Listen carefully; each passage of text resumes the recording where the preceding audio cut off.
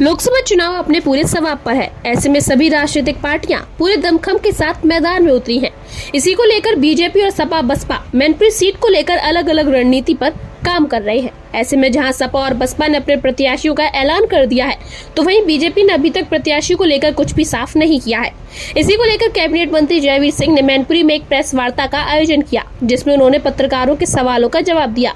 जब पत्रकारों ने ईडी और सीबीआई की जांचों को लेकर सवाल किया, तो कैबिनेट मंत्री ने कहा कि चाहे ईडी की कार्रवाई हो या चाहे अन्य जो स्वतंत्र एजेंसियां हैं, उन सब की कार्रवाई के लिए, जांच के लिए हिंदुस्तान में स्वतंत्र रूप से एक संवैधानिक संस्था है, जिन पर कोई राजनीतिक नियंत्रण नहीं है।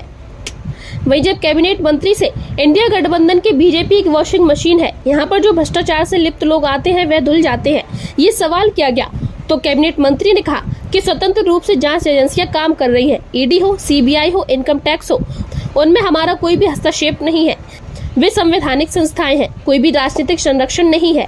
जो भी दोषी है जेल गए हैं, जेल जाएंगे, चाहे वे सत्ता पक्ष के हो या विपक्ष के हो या चाहे किसी और दल के हो। भारतीय जनता पार्टी का उनसे कोई सरोकार नहीं है।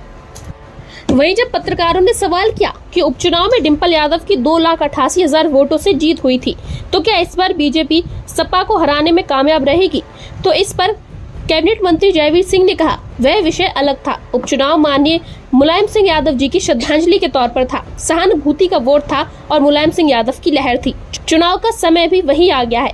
जिस दिन चिता की आग ठंडी नहीं हुई, तब तक उपचुनाव की घोषणा कर दी गई। वहीं पत्रकारों के सवालों का जवाब देते हुए और क्या कुछ बोलते नजर आए कैबिनेट मंत्री जयवीर सिंह, आइए हम आपको इस खबर के जरिए सुनवाते हैं।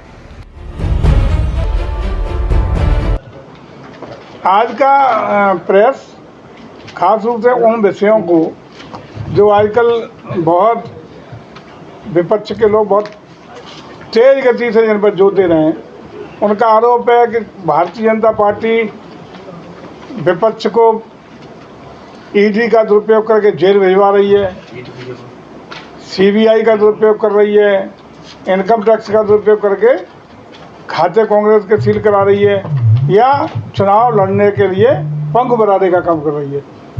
इसी के विषय का ये कहना है खास रूप से कि चाहे ईडी की कार्रवाई हो, चाहे अन्य जो स्वतंत्र जांच एजेंसी हैं, उन सब की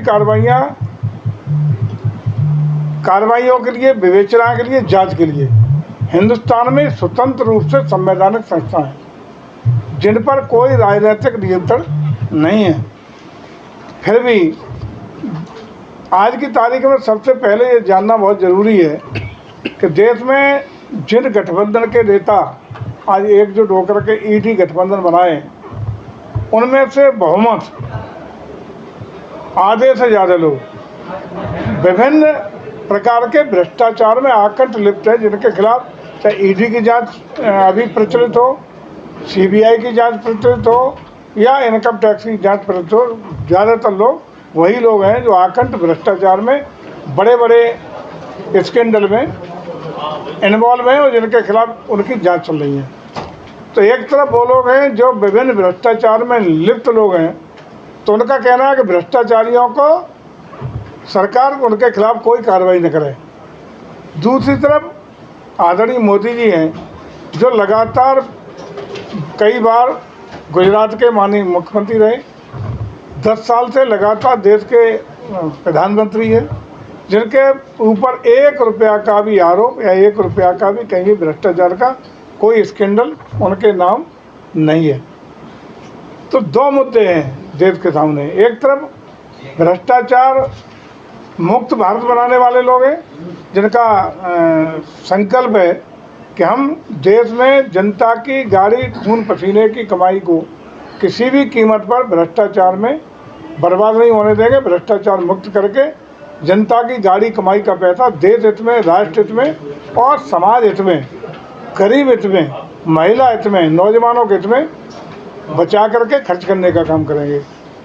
दूसरी तरफ वो लोग हैं जो भ्रष्टाचारी हैं, जिनका अरबों रुपए के घोटालों में इन्वॉल्व होने के बावजूद जो कहते हैं कि भ्रष्टाचारियों के खिलाफ कार्रवाई ना हो। तो अब निर्णय जनता को लेना है कि भ्रष्टाचार परस्त लोगों को पसंद करेगी या भ्रष्टाचार पर विराम लगाने के प्रयास कर रहे लोगों को पीठ थपथपाने का काम करेगी। आज चाहे और ख़ास रूप से बोलो जो केवल और केवल कांग्रेस को भ्रष्टाचार के आरोप लगा करके सत्ता में आए थे, अपने को 100% ईमानदारी का तमगा लटका के जो घूम रहे थे, सबसे बड़े भ्रष्टाचारी साबित हुए हैं। जिनका 1 नंबर 2 नंबर 3 नंबर 4 नंबर के सारे नेता भ्रष्टाचार के ही गंभीर आरोपों में जांच में दोषी पाए जाने के बाद जेल के अंदर है। और आज वही लोग इस बात के लिए आरोप भारतीय जनता पार्टी पे लगा रहे हैं कि इनको जेल क्यों भेजा, चुनाव के समय जेल क्यों भेजा। जो स्वतंत्र जांच एजेंसी हैं, जो संवैधानिक तरीके से अपना निष्पक्ष विवेचना, निष्पक्ष रूप से तथ्यों साक्ष्यों के आधार पर कार्रवाई करते हैं, उनका चुनाव से क्या सरोकार है। उनका तो अपना काम करेंगे, विवेचना दोषी होगा जेल भेजेंगे, निर्दोष होगा कार्रवाई से मुक्त हो जाएगा। लेकिन ये आरोप लगा के राजनीतिक रूप से लाभ उठाना चाहते हैं, देश की जनता को भ्रमित करने का काम कर रहे हैं कि ये भारतीय जनता पार्टी करा रही है। भारतीय जनता पार्टी का ये पक्का दृढ़ निश्चय है कि जो भी दोषी हैं, जिनको राजनीतिक संरक्षण देने का काम हुआ पिछली सरकारों में, भ्रष्टाचारियों को किसी दल का हो, किसी भी तरह का भ्रष्टाचारी हो, उसको कोई राजनीतिक संरक्षण नहीं देने दिया जाएगा। जो भ्रष्टाचारी है, बेईमान है, जिसने जनता की गाड़ी कमाई का पैसा लूटने का काम किया, ऐसे लोगों को बिना किसी भेदभाव के जेल भेजने का काम, कार्रवाई करने का काम, या उनके खिलाफ विवेचना में जो दोषी हैं उनको कठोरतम दंड देने का काम जांच एजेंसियां करेंगी। इसमें उनको कोई राजनीतिक संरक्षण नहीं है। हमेशा जिसको भारतीय जनता पार्टी अपने कार्यकर्ता को आदेश देगी, पूरी ताकत के साथ लड़ेगा। ऐसा किसी एक नाम बता दो जिसने लड़ने से मना किया हो। क्या लगता है आपको? पूरी ताकत से लड़ेगा। लेकिन भारतीय जनता पार्टी को क्षेत्रीय दल नहीं है, पूरे देश की सीटें होती हैं, पूरे देश के विभिन्न राज्यों पर चिंतन मंथन होता है। राज्य और केंद्र के हमारे नेता, जो केंद्रीय चुनाव समिति है, उसमें बैठ करके चिंतन मंथन करके पूरे स्टेट का सामाजिक समीकरण, भौगोलिक समीकरण और विभिन्न समीकरणों को, राजनीतिक समीकरणों को दृष्टिगत रखते हुए निर्णय लेते हैं।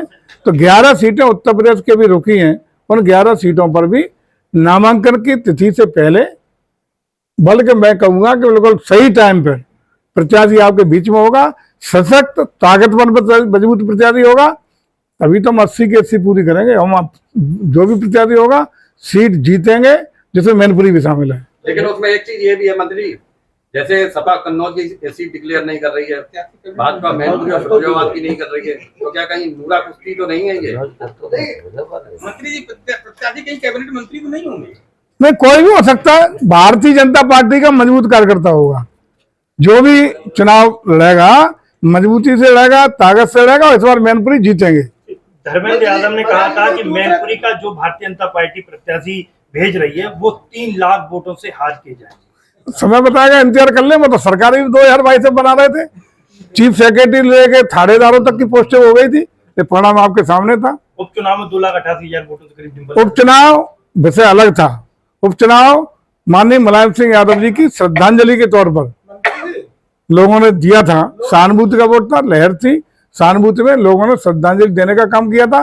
क्योंकि चुनाव का समय भी वही बिल्कुल आ गया था कि जिस चिता की आग ठंडी नहीं हो गई थी, तब तक उपचुनाव की यहाँ घोषणा हो चुकी थी।